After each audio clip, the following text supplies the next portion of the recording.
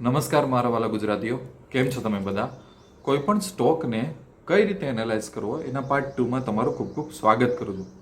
આજે મેં મારી થોડીક જગ્યાનું સેટઅપ ચેન્જ કર્યું છે કારણ કે આજ સવારથી ધીમો ધીમો વરસાદ પડે છે. મારી પાછળ તમને દેખાતું હશે કે એકદમ ધીમો ધીમો વરસાદ ચાલુ છે, એટલે મેં થોડુંક મારું સેટિંગ ચેન્જ કરી નાખ્યું. હવે આજે આપણે બહુ ભાષણ નથી કરવાના અને આઈ હોપ કે જે લોકો પાર્ટ 1માં જોડાયેલા હતા એ લોકો પાર્ટ 2માં આવી ગયા છે. આજે આપણે ચર્ચા કરવાના છે બિઝનેસ મોડલ. એમાં આપણે અમુક પ્રેક્ટિકલ એક્ઝામ્પલ લેશું અમુક સ્ટોકના બિઝનેસ સમજવા માટે, એના મોડલ સમજવા માટે. પણ દુઃખની વાત એ હોય છે કે ઘણા લોકોને ખબર જ નથી હોતી કે સર બિઝનેસ મોડેલ એટલે શું. હવે જો બિઝનેસ મોડેલ એટલે શું, એકદમ સિમ્પલ ભાષામાં બિઝનેસ મોડેલ એટલે કે કોઈ પણ બિઝનેસ પૈસા કઈ રીતે કમાઈને આવે છે.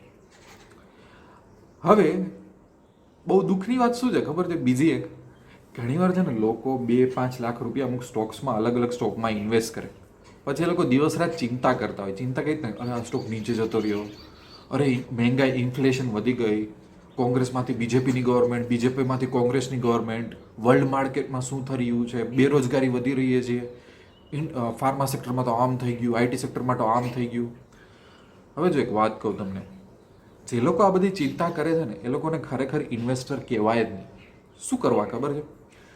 માની લો કે તમે 2-3 સ્ટોકમાં તમારા 5 લાખ રૂપિયા રોક્યા, તો હવે એ સીઈઓની અને કંપનીની જવાબદારી છે કે કોઈ પણ ચેલેન્જીસ આવે ને, પછી પોલિટિકલ ચેલેન્જ હોય, ગવર્મેન્ટ ચેલેન્જ હોય, ઇન્ડસ્ટ્રીના ચેલેન્જ હોય, કોમ્પિટિટરના ચેલેન્જ હોય, એ ચેલેન્જમાંથી ખરી ઉતરીને આગળ વધે. એ તમારી જવાબદારી નથી.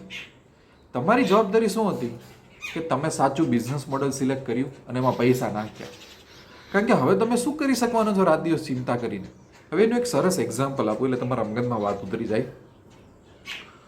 કોઈ પણ એક એપાર્ટમેન્ટ બને, 20-25 માળનો એપાર્ટમેન્ટ બિલ્ડિંગ, તો સૌથી પહેલાં એનો પાયો એટલે કે બેઝ નક્કી થાય, બરોબર?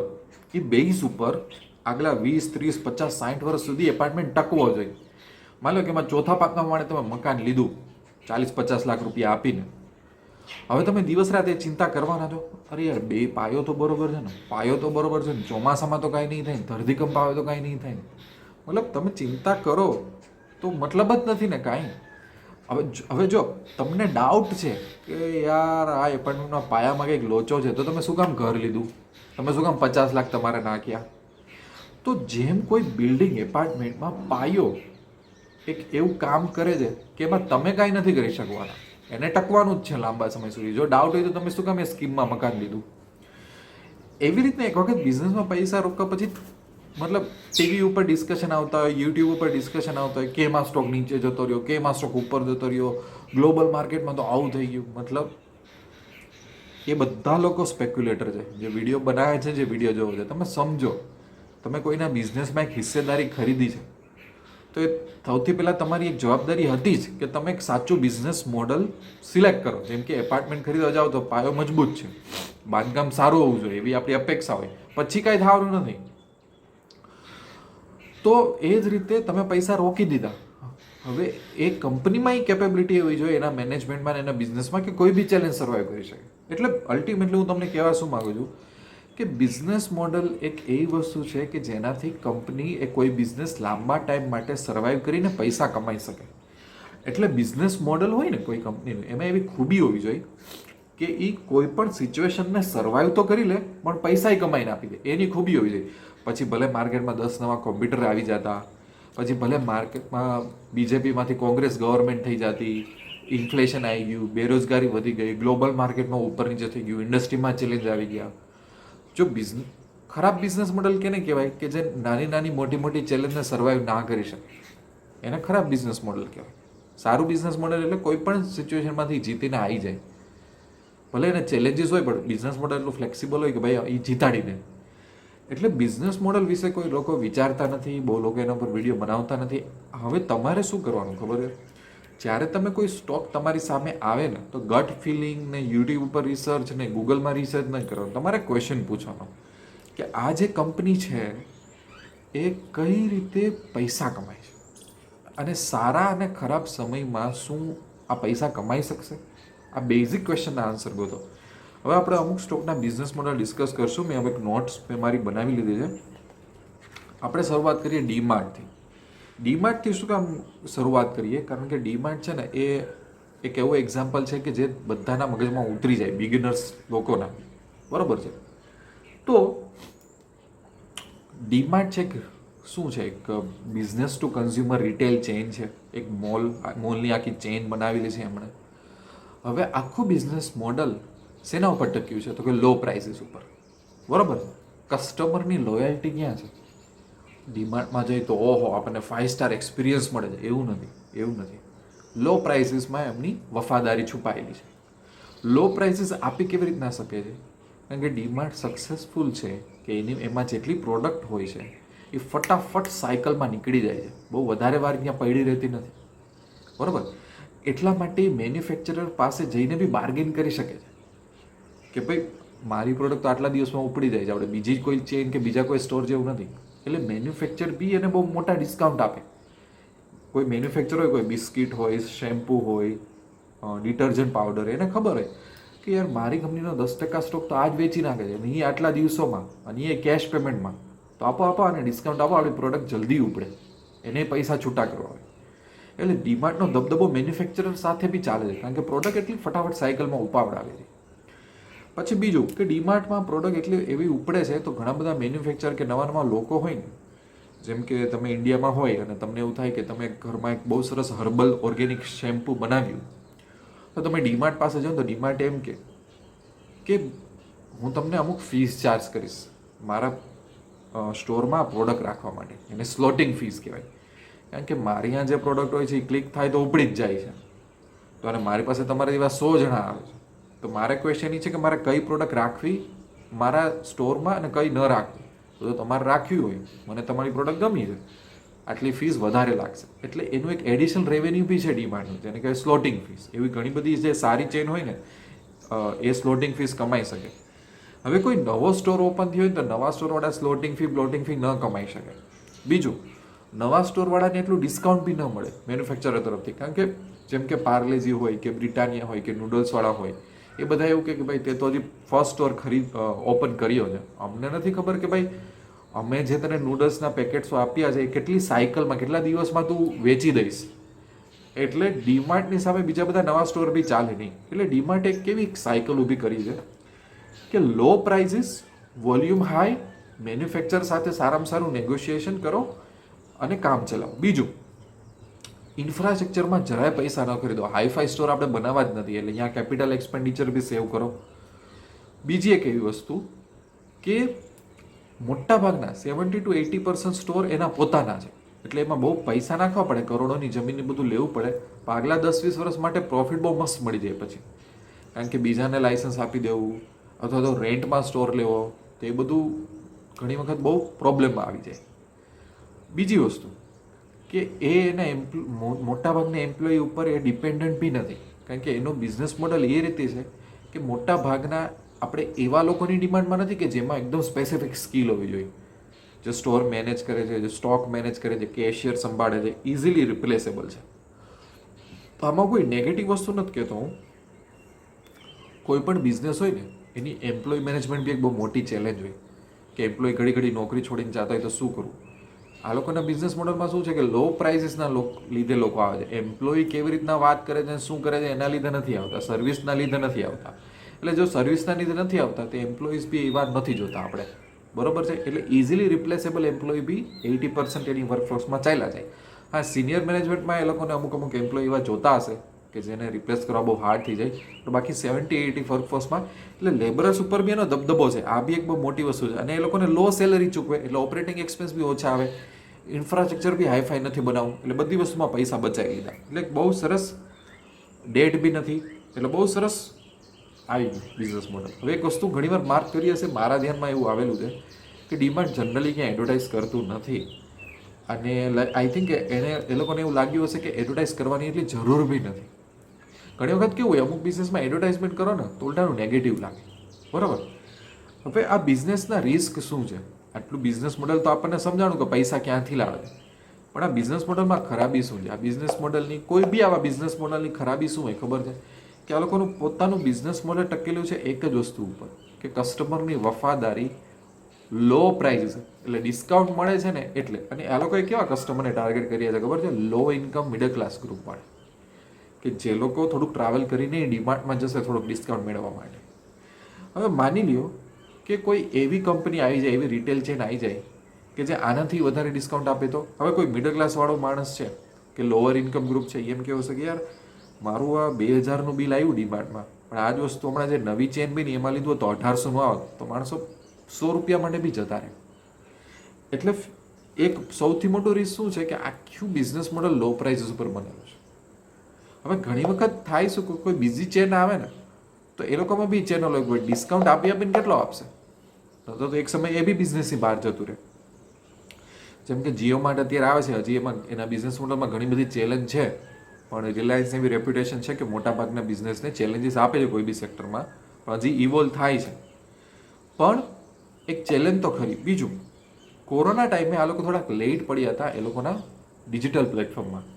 હા, એ લોકોએ અમુક એરિયામાં ઓનલાઈન ડિલિવરી, ફોન ઉપર ડિલિવરી, પિકઅપ પોઈન્ટ આ બધું શરૂ કર્યું હતું. તો થોડાક જે રીતે અત્યારે ઇન્ડિયામાં ઓનલાઈન ડિજિટલાઇઝેશન ચાલી રહ્યું છે એ પ્રમાણે આ લોકો થોડાક લેટ છે, અને એના લીધે રેવન્યુમાં એટલો તો ઇમ્પેક્ટ નહોતો આવ્યો. પણ હા, આજનો જે ટાઈમ છે એ પ્રમાણે ફૂલ્લી તમારે ઈ કોમર્સ બી હોવું જોઈએ.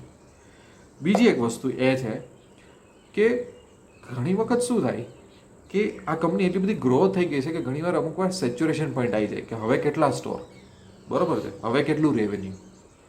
કારણ કે થાય શું ખબર છે કે અમુક બિઝનેસ મોડલની અમુક એક લિમિટેશન છે. આ લોકોએ અત્યાર સુધીમાં વેલ્થ બનાવી દીધી, પણ હવે આગલા 10-20 વર્ષમાં વેલ્થ બનાવવા માટે એ જ સ્પીડથી અથવા તો એનાથી વધારે સ્પીડથી બી ઇન્ડિયા કવર કરવું પડશે. કારણ કે લોકો ઓનલાઈન બી એટલું પરચેસ કરે છે, નવા નવા સ્ટોર બી બીજી કંપનીઓના એટલા ખુલે છે.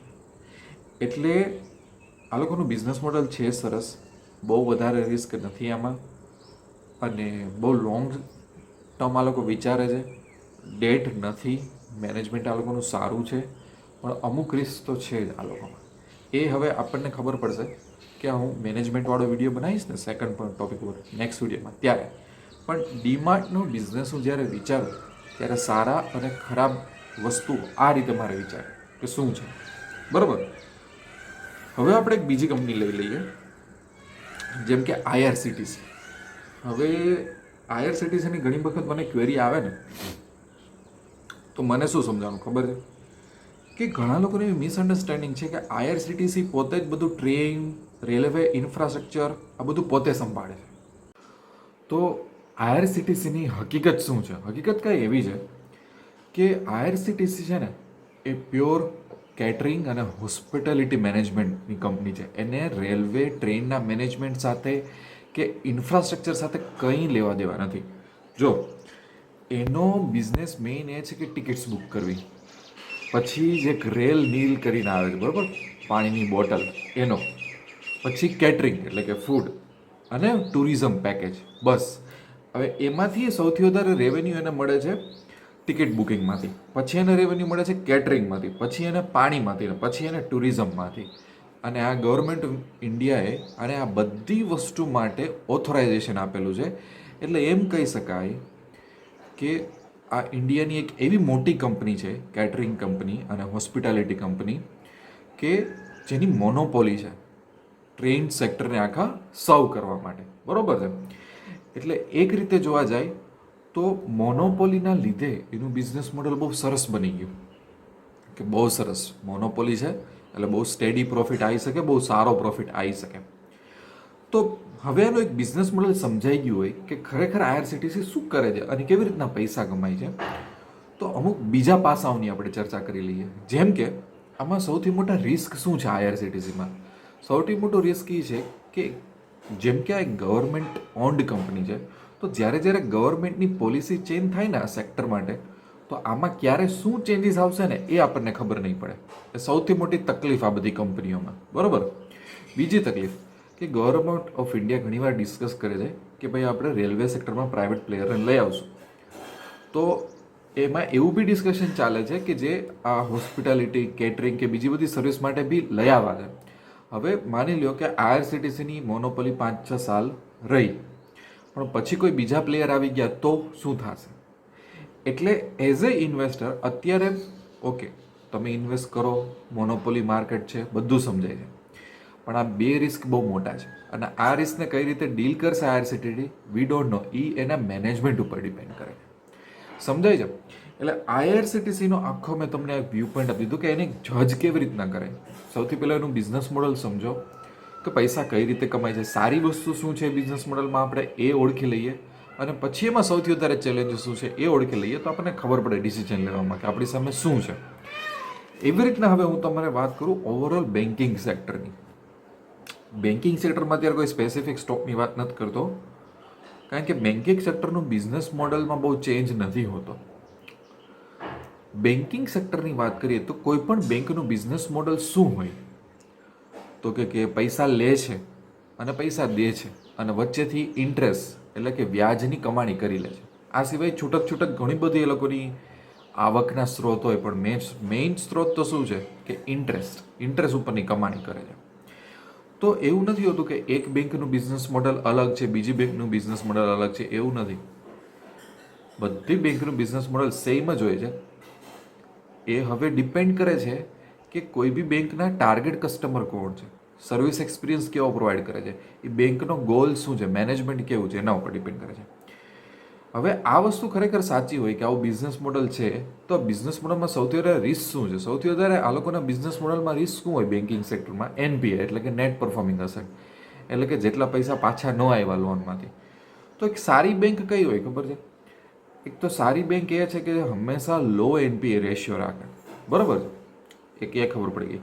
બીજું કે માની લો કે એક બેંકે પ્રોફિટ રેવન્યુ કમાવાનું 1000 કરોડનું, પણ એ 1000 કરોડમાંથી 800 કરોડ તો ઓપરેશન એક્સપેન્સીસ એટલે કે રેવન્યુ લઈ આવવા માટે જે ખર્ચો થયો ને એમાં વાપરી નાખ્યા. તો અલ્ટિમેટલી જ્યારે આપણે બેંક્સને જોતા હોય તો કઈ રીતે કઈ બેંક કેવી રીતે પોતાની જાતને ઓપરેટ કરે છે અને કેટલો એફિશિયન્ટલી પ્રોફિટ કમાય છે, એમાં જ એનું એફિશિયન્ટ મેનેજમેન્ટ છુપાયેલું છે. એટલે બેન્કિંગ સેક્ટરનો ઓવરઓલ બિઝનેસ સમજવો બહુ ઇઝી છે. બીજી વસ્તુ એ છે કે બેન્કિંગ સેક્ટરમાં બે કેટેગરી આવી છે, એક તો પીએસયુ બેંક અને એક તો પ્રાઇવેટ બેંક. હવે પીએસયુ બેંકના મેનેજર બહુ એકચ્યુઅલી સારા હોય છે. હા, મને એ ખબર છે કે આપણી પાસે ઘણી બધી કમ્પ્લેન હોય છે કે પીએસયુ બેંકમાં સર્વિસ સારી નથી મળતી, પણ હું ત્યારે સર્વિસ વિશે વાત નથી કરતો. એ લોકોનું મેનેજમેન્ટ ઘણી જગ્યાએ બહુ કોમ્પિટિટિવ હોય છે, સારું હોય છે. એ લોકો માર ક્યાં ખાઈ જાય છે અને એઝ એ ઇન્વેસ્ટર આપણું રિસ્ક ક્યાં હોય છે ખબર છે? કે પીએસયુ સેક્ટર છે ને એ ગવર્મેન્ટનું પપેટ બનીને રહી જાય છે. એટલા માટે શું થાય છે ખબર છે? ગમે ત્યારે ગમે એ વસ્તુ એ લોકોને હેન્ડલ કરવાની આવી જાય છે. ગમે ત્યારે ગમે નુકસાનમાં જતું બીજી પીએસયુ કંપની હોય ને એને એક્વાયર કરવું પડે છે. એટલે એઝ અ ઇન્વેસ્ટર જ્યારે હું મારા પૈસા કોઈ પીએસયુ બેંકમાં રોકું ને તો મારી પાસે પોલિસી રિસ્ક બહુ વધારે હોય છે. એટલે હું પીએસયુ બેંકને હું પર્સનલી પ્રિફર નથી કરતો, કારણ કે મને આ બહુ મોટો આમાં રિસ્ક લાગે છે, બરાબર? આગળ જનારા વિડીયોમાં આપણે થોડાક અમુક ઓવર એક્ઝામ્પલ એકાદ બે બેન્કિંગ સેક્ટરના બી લેશું. પણ બેન્કિંગ સેક્ટરનો બિઝનેસ સમજવો એટલે બહુ સિમ્પલ છે કે ઇન્ટરેસ્ટમાંથી ઇન્કમ આવે છે. હોઈ શકે કે બધા બેંકના ટાર્ગેટ કન્ઝ્યુમર અલગ અલગ હોય, મેનેજમેન્ટનો ગોલ અલગ અલગ હોય, પણ એ લોકોની જે એફિશિયન્સી છે ને બિઝનેસ મોડલની એક જ વસ્તુ ઉપરથી તારણ મેળવવામાં આવે છે કે કેવી રીતના બિઝનેસ કમાય છે, કેટલો એક્સપેન્સ કરે છે અને એનપીએ કેટલું મેનેજ કરે છે. બીજું, બેન્કિંગ સેક્ટરમાં લાંબા સમય ટકવા માટે કોઈ પણ બેંકને સૌથી વધારે એક વસ્તુની જરૂર હોય તો એ છે કે ભાઈ ટ્રસ્ટ.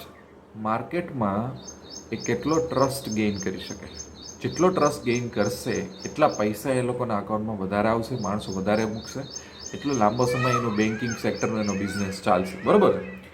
હવે આપણે એવી રીતના ઓવરઓલ એક બીજા સેક્ટરની વાત કરી લઈએ, જેમ કે એમાં એક સ્પેસિફિક સ્ટોક બી લઈ લઈએ, જેમ કે TCS.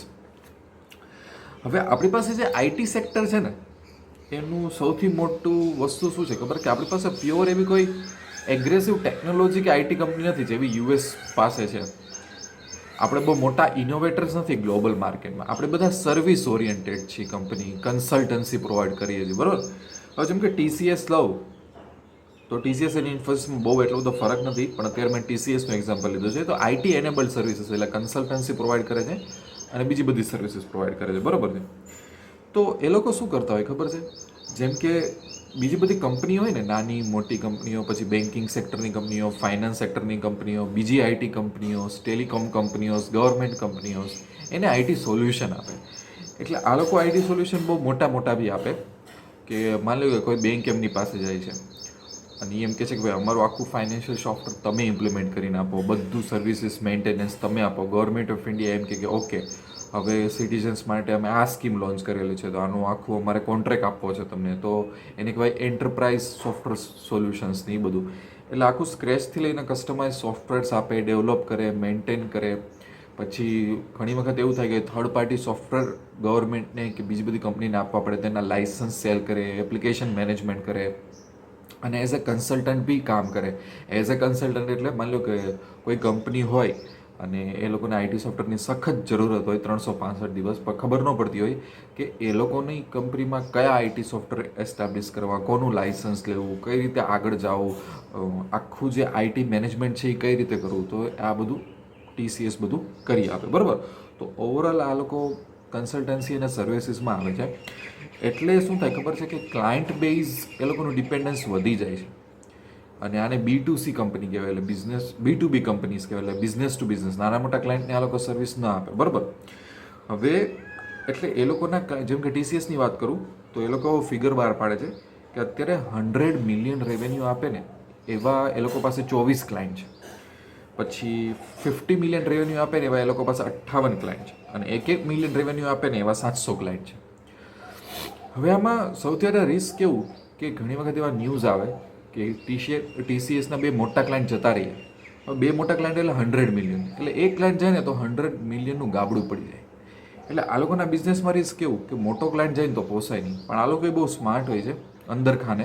જો તમે આઈટી કંપનીમાં કામ કરેલું હોય તો એ લોકો કોઈ દિવસ, બહુ રેર ટુ રેર સિચ્યુએશનમાં એવું થાય કે મોટો ક્લાયન્ટ જાય, કારણ કે આ લોકોનો બિઝનેસ એના ઉપર એટલો ડિપેન્ડન્ટ હોય કે એવા રિલેશન બનાવીને રાખે અને એટલી એ લોકોને ફેસિલિટી આપે તો ક્લાયન્ટ જાય જ નહીં. બીજું કે કમ્પેર ટુ મેં ડીમાર્ટની વાત કરી એ પ્રમાણે આ લોકોને સ્કિલ બેઝ એમ્પ્લોયની બહુ વધારે જરૂર પડે છે. એ લોકોને સારી સેલેરી આપવી પડે છે. એટલે આ લોકોના બિઝનેસ મોડલમાં સૌથી વધારે ખર્ચો ક્યાં આવે ખબર છે? કે એમ્પ્લોયનું પેમેન્ટ એ નંબર 1 એક્સપેન્સ આવે. એટલા માટે જ આ લોકોનું બી એવું છે કે રેવન્યુ એને બહુ સારું કમાવવું જ પડે, કારણ કે એમ્પ્લોયને તો પૈસા આપવાના જ છે, એના વગર તો નથી ચાલવાનું. અમુક વર્કફોર્સ એને જોવાની જ છે, બરાબર છે. અને એટલા માટે જ ઘણી વખત એવું બી આવે કે જ્યારે અમુકવાર ઇન્ડસ્ટ્રીમાં થોડીક ટાઇટ સિચ્યુએશન ચાલતી હોય તો તમને એવું ખબર પડે, એ લોકોના એમ્પ્લોય એવી કમ્પ્લેન કરતા હોય અલગ અલગ ફોરમ ઉપર કે ઇન્ક્રીમેન્ટ સારું નથી થતું, ઓફિસ પોલિટિક્સ છે, અનફેર ઇન્ક્રીમેન્ટ થાય છે. આવું ક્યારે થાય કે જ્યારે એ લોકોનું રેવન્યુ સ્ટેગ્નન્ટ થઈ ગયું હોય પણ સામે એટલું ઓપરેશન એક્સપેન્સીસ તો વધારે એને ચાલતો હોય, ત્યારે આ લોકો ઇન્ક્રીમેન્ટ આપવામાં, બધું ફેસિલિટી આપવામાં થોડા આ લોકોના હાથ ટાઈટ થઈ જાય. TCS, ઇન્ફોસિસ જેવી કંપનીની સક્સેસ સ્ટોરી બહુ છે આપણા કન્ટ્રીમાં, વર્ષોથી છે. બહુ મોટી વેલ્થ બી આ લોકોએ ક્રિએટ કરેલી છે. આ લોકોના બિઝનેસ મોડલમાં રિસ્ક કયા ખબર છે? કે એકવાર આ લોકો આ હાઇટ સુધી પહોંચી જાય ને પછી ઘણીવાર છે ને સેચ્યુરેશન પોઈન્ટ આવી જાય કે હવે આ લોકો યર બાય યર છે ને ખાલી એક સ્ટાન્ડર્ડ ગ્રોથ આપી શકાય. કારણ કે હવે તમે સમજો કે આપણા ઇન્ડિયામાં જ આવી ઘણી બધી આઈટી સેક્ટરની નવી કંપનીઓ બી આવી ગઈ, સ્મોલ કેપ, મિડ કેપ આવી ગઈ છે, બરાબર. એટલે આ લોકોની કોમ્પિટિશન એ કંપનીઓ સાથે બી હોય. બીજું કે એવું નથી કે ઇન્ડિયન કંપનીઓ જ છે ખાલી ગ્લોબલ માર્કેટમાં, ઘણી બધી બીજા કન્ટ્રીઓની કંપની બી આવી જ સર્વિસ પ્રોવાઈડ કરે છે. એટલે આ લોકોને હવે 10-20 વર્ષ માટે જો હજી વધારે વેલ્થ ક્રિએટ કરવી હોય ને તો એ લોકોએ નવા જે સેક્ટર્સ આવે છે જેમ કે artificial intelligence, data driven technology, એમાં બહુ મોટી મહારત હાંસિલ કરવી પડે. બીજી વસ્તુ કે ઘણી વખત કેવું થાય કે જેમ કે હેપીએસ્ટ માઇન્ડ કરીને એક યંગ કંપની છે કે જે આવી જ રીતના આ જ સેક્ટરમાં પહોંચેલી છે. હવે ઘણી વખત બહારની યુએસની, યુરોપની મોટી કંપની હોય ને તો એ લોકો શું કરે ખબર કે આપણે આપણો કોન્ટ્રાક્ટ TCS કે ઇન્ફોસિસ જેવી મોટી કંપનીને નથી આપવો, આપણે એક મીડિયમ સાઇઝની કંપનીને ચૂઝ કરી. હવે મીડિયમ સાઇઝની કંપનીને મોટી કંપની કોઈ કોન્ટ્રાક્ટ આપે એટલે શું થાય ખબર છે કે ઓલી કંપની છે ને એ TCS કરતાં 10 ગણું આનું સારું કામ રાખે, કારણ કે આ મીડિયમ સાઇઝની કંપની માટે આ ક્લાયન્ટ બહુ મોટો છે, સમજાય છે. એટલે આવા બી ટ્રેન્ડ વર્ષોથી ચાલે છે અને આવું બધું ચાલ્યા રાખે છે. પણ ઘણી વખત શું થાય કે માની લો કે મારે વેલ્થ ક્રિએટ કરવી હોય ને તો હું ઘણી વખત TCS, ઇન્ફોસિસ કરતાં હેપીએસ્ટ માઇન્ડ્સ કે એવી બધી જે યંગ કંપની અત્યારે આવી છે ને એમાં હું વધારે મારો ચાન્સ લઉં, કારણ કે યંગ કંપની હોય, થોડી એગ્રેસિવ હોય, એમ્બિશિયસ હોય, એનું માર્કેટિંગ એક્સપાન્ડ કરતી હોય, એટલે એમાં મારી વેલ્થ વધવાના ચાન્સીસ બહુ વધારે અને પછી એક સેચ્યુરેશન પોઈન્ટમાં આવે. આમ છતાંય એવું નથી કે TCS અને ઇન્ફોસિસ ખરાબ કંપની છે. કન્ઝર્વેટિવ ઇન્વેસ્ટર્સ માટે, સ્ટાન્ડર્ડ રિટર્ન માટે સારી છે. એક ટાઈમે હજી બી વેલ્થ ક્રિએટ કરી શકે એવી કંપનીઓ છે. પણ હું તમને સમજાવું છું કે કોઈ પણ સેક્ટરમાં જે યંગ કંપની હોય એનો રોલ કેવો હોય, એગ્રેસિવ હોય, જે થોડીક કંપની રેપ્યુટેડ હોય એનો રોલ કેવો હોય, અને આપણે એના બિઝનેસ મોડલને કઈ રીતે આપણે સમજી શકીશું, બિઝનેસ મોડલમાં શું ચેલેન્જીસ હોય છે આપણે આઈટી સેક્ટરના, એ આપણે સમજવાની વાત કરીએ છીએ અત્યારે, બરાબર. બીજી કંઈ અત્યારે આપણે વાત કરતા નથી. એક બીજી વાત બી હું તમને કહી દઉં, જેમ કે ટેલિકોમ સેક્ટર. હવે ટેલિકોમ સેક્ટર છે ને એ કોઈ દિવસ મારો ફેવરેટ નથી રહ્યું, કોઈ દિવસ નહીં. અને મેં ક્યારેય ટેલિકોમ સેક્ટરમાં ઇન્વેસ્ટ નથી કરેલું, કારણ કે ટેલિકોમ સેક્ટરમાં કેવું છે ખબર છે આપણા ટેલિકોમ સેક્ટરમાં, કે બહુ બધી ચેલેન્જીસ છે. કરપ્શન એટલા મોટા થયા હતા. અને બીજી એક વાત કરી દઉં તમને કે ટેલિકોમ સેક્ટરમાં ડેટ બી બહુ મેજર રોલ પ્લે કરે છે. અને આપણું ટેલિકોમ સેક્ટરમાં બહુ કોસ્ટ ઇન્સેન્ટિવ છે, એટલે લોકોને એકદમ ચીપેસ્ટ વસ્તુઓ જોઈએ છે, એટલે કોસ્ટનું બહુ દબાણ હોય છે. એટલે હું પર્સનલી કોઈ દિવસ ટેલિકોમ સેક્ટરને પ્રિફર નથી કરતો, કારણ કે ટેલિકોમ સેક્ટરમાં શું છે કે બિઝનેસ મોડલ એ લોકોનું સિમ્પલ છે કે ગવર્મેન્ટ તરફથી જે કોન્ટ્રાક્ટ એ લોકો ટેલિકોમ સેક્ટરના જીતીને આવે, બેન્ડ ને બધું બરાબર, એ પછી અલોટ કરે 3G 4G 5G ટેકનોલોજી, અને લોકો પાસેથી નાની અમાઉન્ટમાં રિચાર્જ મેળવે, ડેટા પેક્સ મેળવે, એ બધું મેળવે.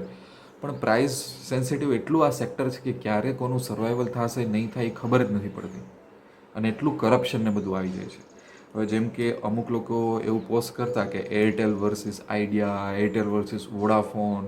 હવે જીઓના લીધે કેટલી બધી કંપનીનું સર્વાઈવલ જતું રહ્યું, કેટલું વોડાફોન આઈડિયાએ તો મર્જ બી કરી નાખ્યું. તો એટલા માટે જ મેં તમને પહેલા વિડીયોમાં કીધું હતું કે એકચ્યુઅલી આવું કમ્પેરિઝન કરવાનું કોઈ મિનિંગ જ નથી, કારણ કે તમે કમ્પેરિઝન અત્યારે તમારી સામે જે કંપની છે ને એના લીધે કરો છો. કઈ કંપની આવીને કઈ કંપનીનો સર્વનાશ કરી દેશે ને તમને ખબર જ નથી. તો તમે યુટ્યુબમાં કે અમુક બુક્સમાં કે ચેનલમાં જોશો ને તો આવી બધી ટેલિકોમ સેક્ટરની આજથી થોડા વર્ષ પહેલાં બહુ બધી કમ્પેરિઝન ચાલતી, એનાલિસિસ ચાલતું, પણ એ કોઈ મિનિંગફુલ ન રહ્યું. એટલે ટેલિકોમ સેક્ટર હું પર્સનલી પ્રિફર નથી કરતો, કારણ કે ટેલિકોમ સેક્ટરનું બિઝનેસ મોડલ બી સમજવું અઘરું છે, બહુ ઇન્સ્ટેબલ હોય છે, બહુ કોસ્ટ સેન્સિટિવ હોય છે. એટલે મેં તમને શું કર્યું ખબર છે કે જેમ કે આઈટી સેક્ટરની વાત કરી, મેં બેન્કિંગ સેક્ટરની વાત કરી, તો મેં તમને અમુક સેક્ટરના ઓવરઓલ મેં તમને બિઝનેસ બી સમજાવી દીધા, એટલે તમને ખબર પડે કે કઈ રીતે વિચારવું. અલ્ટિમેટલી આપણે શું કરવાનું છે કે તમારું માઇન્ડસેટ કેવું હોવું જોઈએ કે તમે કોઈ પણ સ્ટોકમાં પૈસા રોકવા જાઓ તો તમે બેસો, વિચારો, ક્વેશ્ચન કરો તમારી જાતને કે આનું બિઝનેસ મોડલ કેવું છે, ક્યાંથી પૈસા કમાઈને આવે છે, શું સારી વસ્તુ છે અને આમાં શું ખરાબ વસ્તુ છે. તો તમને ખબર પડે કે આ બિઝનેસ શું છે. જેમ કે એક ઓર એક્ઝામ્પલ આપી દઉં, જેમ કે ડેલ્ટા કોર્પ કરીને એક કંપની છે કે જે મારી ફેવરેટ છે. ડેલ્ટા કોર્પ એક ગોવા બેઝ કંપની છે, કસિનો છે, એ લોકોનું બી હોસ્પિટાલિટીમાં અને ગેમિંગ ઇન્ડસ્ટ્રીમાં નામ આવે, અને ઇન્ડિયાની પહેલી એવી કંપની છે કે જે ગેમિંગ કંપની છે ને લિસ્ટેડ કંપની છે. તો એ લોકોની એક બિઝનેસ મોડલમાં એ લોકોએ ક્રિએટિવિટી કેવી કરી કે કસિનોના લાઇસન્સ ઘણી બધી જગ્યાએ એ લોકોને મળેલા છે, અને પછી એ લોકોએ અમુક જે ઓનલાઈન આજકાલ જે ગેમિંગ સાઇટ ચાલે છે ને એ બધી એક્વાયર કરી લીધી. તો હવે કોરોના ટાઈમે એ લોકોનો ફાયદો કેવો થયો, ડેફિનેટલી કોરોના ટાઈમે કેસિનો બંધ હોય, એ લોકોને હોટેલ્સ વગેરે બંધ હોય તો નુકસાન થયેલું જ છે. પણ આમ છતાંય નુકસાનમાં ઘણું ઓછું થયું છે, કારણ કે જે ઓનલાઈન સાઇટ એક્વાયર કરી લીધી ને, તો એ જો કોરોના ટાઈમે બધું લોકડાઉન ટાઈમે ચાલી ગયું ને તેમાંથી ઘણું બધું એ લોકોએ રેવન્યુ મળી લીધું. એટલે ઓમ જોવા જાવ તો એક યુનિક બિઝનેસ મોડલ, બહુ સારું બિઝનેસ મોડલ કે જે બીજા લોકોને આ બિઝનેસમાં આવતા બહુ વાર લાગે, અને એમાંય એ લોકોએ થોડીક દૂરદ્રષ્ટિ વાપરી, વિઝન વાપરી અને આવી ઓનલાઈન સાઇટને એક્વાયર કરી લીધી, એટલે મિનિમમ રેવન્યુ એ લોકો પાસે આવી જાય. તો આવું બિઝનેસ મોડલ હોવું જોઈએ કે જે દરેક સિઝનમાં દરેક ચેલેન્જીસમાં કામ કરે, અને બિઝનેસ મોડલ જ તમને કોઈ પણ સિચ્યુએશનમાંથી બચાવી શકે, બરાબર છે. તો વિડીયો અહીંયા એન્ડ કરું છું. બહુ સિમ્પલ રીતે મેં તમને સમજાવવાની ટ્રાય કરી કે કોઈ પણ બિઝનેસ મોડલ શું હોય છે અને એને કેવી રીતના સમજાય. આગળની વાત આપણે મેનેજમેન્ટ ઉપર વગેરે ઉપર કરશું, એના માટે આપણે પાર્ટ 3માં મળશું. જો તમે સ્ટોક માર્કેટમાં સિરિયસ રીતે આગળ વધવા માગતા હોય, ઇવોલ્વ થવા માગતા હોય, તો પૈસા તો બનેગાની વેબસાઇટ વિઝિટ કરી લો, એપ્લિકેશન ડાઉનલોડ કરી લો. 1.5 લાખ રૂપિયાના કોર્સિસ મેં નવા લોકો માટે ફ્રી મૂકેલા છે. પછી સ્પેસિફિક કોર્સિસ ઇન્ટ્રાડેથી લઈ, ઓપ્શનથી લઈ, કોમોડિટી થ્રુ બધું મેં મૂકેલું છે. મારી સાથે લોંગ ટર્મ તમે ઈમેલ અને વોટ્સઅપમાં જોડાઈ શકો તો વધારે મજા આવશે ને આગળ વધી શકશો. મળશો આપણે પાર્ટ 3માં. ત્યાં સુધી મારી ખૂબ ખૂબ શુભેચ્છાઓ.